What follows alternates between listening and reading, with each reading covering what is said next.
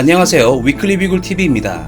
오늘 준비한 소식은 KF-X 사업을 계속 이어가기 위한 인도네시아의 국방부 장관 교체 관련 소식입니다. 인도네시아 정부가 프랑스 전투기 라팔을 구매하기로 가닥을 잡은 것 같다는 기사가 나왔습니다. 한국과 인도네시아의 차세대 전투기 개발 사업인 KF-X의 공동 개발이 무산되는 것 아니냐는 우려가 나오고 있는 상황입니다. 하지만 구체적으로 내용을 보면 인도네시아의 국방부 장관의 주도로 라팔 전투기 구매를 추진하는 것 같다는 분위기가 보입니다. 기사에 따르면 프라보어 인도네시아 국방부 장관은 지난달 21일 프랑스를 방문해 플로랑스 파를리 프랑스 국방부 장관과 방위산업 협력 방안을 논의했습니다. 올 1월 방문 이후 두 번째입니다. 당시 프라보어 장관은 라팔 구매 계획이 프랑스 언론에 보도되자 프랑스의 희망사항일 뿐이라고 일축했습니다. 그러나 이번엔 프랑스 전투기 라팔 구매 계획에 구체적인 진전을 보였습니다. 현지 소식통은 프랑스 측에서 4.5세대 라팔을 구매하면 전투기 기술까지 모두 이전해주는 통큰 제안을 했다고 전했습니다. 프라보어 장관은 이런 제의에 흡족해했다는 후문입니다. 다른 소식통도 인도네시아가 라팔 구매 쪽으로 기운 건 맞다고 말했습니다. 해당 정보는 국방부 핵심 인사만 공유한 것으로 알려졌습니다. 여기서 우리는 한 가지를 이해하고 넘어가야 하는 중요한 사항이 있습니다.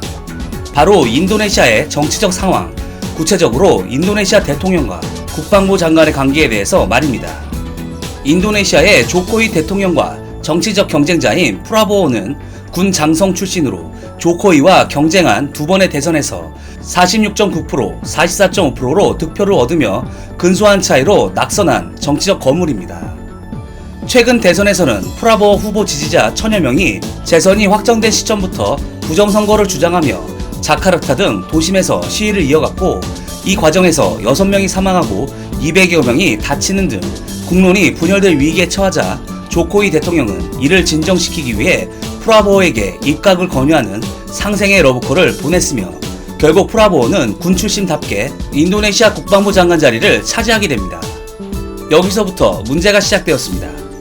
조코이 대통령의 치적인 IF-X 사업, 즉 KF-X 공동개발 사업과 잠수함 도입 사업이 아주 눈엣 가시로 보였던 프라보어 국방부 장관은 러시아와 수호이 35 구매를 협의하고 프랑스와도 전투기 구매를 협의하는 등 기행을 보이기 시작했습니다. 인도네시아 일간지 콤파스에 따르면 프라보어 인도네시아 국방부 장관은 러시아 모스크바를 방문해 세르게이 쇼이구 국방부 장관과 수호이 35 전투기 구매 계약을 논의했다고 발표했습니다. 인도네시아는 지난 2018년 2월 러시아에 1조 3천억 원을 주고 다목적 전투기 수호이 35 11대를 들여오기로 했지만 미국의 러시아 경제 제재와 인도네시아 압박으로 도입 사업이 중단되었습니다. 또한 프랑스 매체 라 트리뷴은 프라보어 장관이 프랑스를 방문해 라팔 전투기 48대 스코르펜급 잠수함 4척 구매 의사를 밝혔다고 보도하기도 했습니다. 하지만 인도네시아는 엄밀히 말하면 당장 무기를 구매할 능력이 없습니다. 그냥 찔러보기식으로 기행을 벌이는 것입니다. 그럼 왜 프라보어 장관은 이러한 찔러보기식 기행을 벌인 것일까요? 바로 조코이 대통령을 몰아세우기 위해서입니다. 조코이 대통령의 정치적 성과물인 한국과의 IF-X와 잠수함 공동개발 사업을 공격하기 위해서입니다. 조코이는 국론의 분열을 막기 위해 야권의 정치적 거물인 프라보어를 국방부 장관에 임명하고 그에게 국방 업무를 이름하였기 때문에 이를 강력하게 뜯어말릴 힘이 사실상 없었던 것입니다.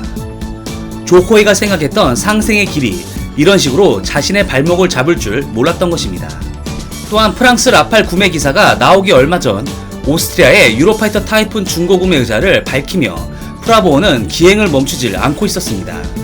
오스트리아 일간지 크로네는 얼마 전 클라우디아 탄네 국방부 장관이 자국 공군의 유로파이터 타이푼을 인도네시아에 파는 협상이 진행 중이라고 공식 발표했다고 보도했습니다. 인도네시아의 협상 대상자는 다름 아닌 프라보어 장관이었습니다. 인도네시아 프라보어 장관은 지난 7월 탄네 장관에게 서한을 보내 유로파이터 타이푼 구매에 관심이 있다는 뜻을 밝힌 바 있었습니다. 오스트리아는 유로파이터 15기를 2020년부터 단계적으로 퇴역할 방침이었습니다. 인도네시아는 이를 구매하려고 하는 것입니다.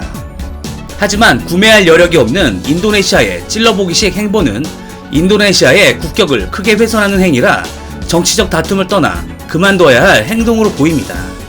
이러한 인도네시아의 못 믿을 행동과 인도네시아 연구진 철수 등이 겹치며 일각에서는 인도네시아가 KFX 개발 사업에서 완전히 철수하려고 한다고 생각했습니다. 그간의 행동을 비추어볼 때 충분히 납득이 갈만하지만 인도네시아는 이미 2,200억 원의 분담금을 낸 상태였습니다.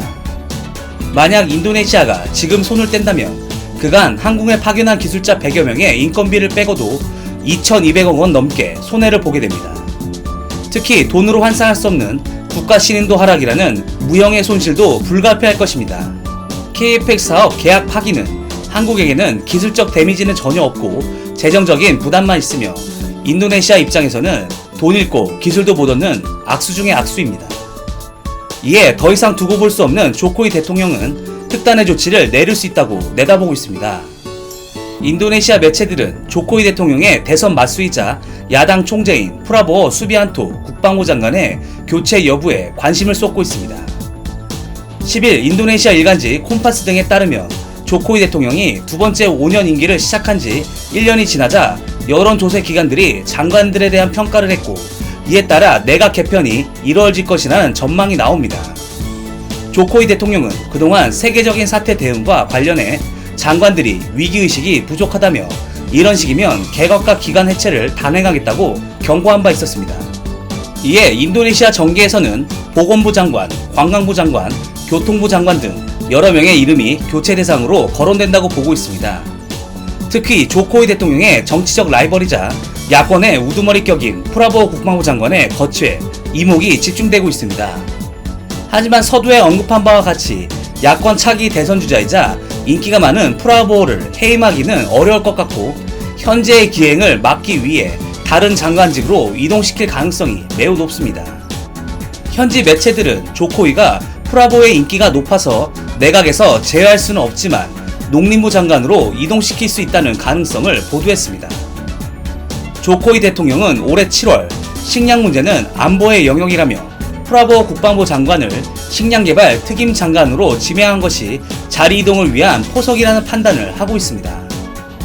프라보오 장관은 중국, 일본, 러시아, 유럽 국가는 여러 번씩 방문했으나 KFX의 공동개발국인 한국 국방부 장관의 방한 초청은 현재 검토 중인 것으로 알려졌으나 의도적으로 확답을 주지 않고 있습니다. 그리고 다른 나라들은 순방하며 무기를 구매하겠다는 정치적 쇼를 보여주며 조코이 대통령을 난처하게 하고 있습니다. 하지만 대다수의 관계자들은 인도네시아는 당장 무기를 구매할 여력이 전혀 없으며 프라보오가 뜬구름만 잡고 다니며 조코이에 망신을 주고 있다고 보고 있습니다. 프라보오 인도네시아 국방부 장관이 식량개발 특임장관 업무와 농림부 장관직으로 이동한다면 KFX 공동개발에 대한 논의는 급물살을 탈 것으로 관계자들은 내다보고 있습니다. KFX 공동개발은 바로 조코이 대통령의 최고의 정치적 성과물이기 때문입니다. 이상 위클리 비굴이었습니다. 시청해주셔서 감사합니다.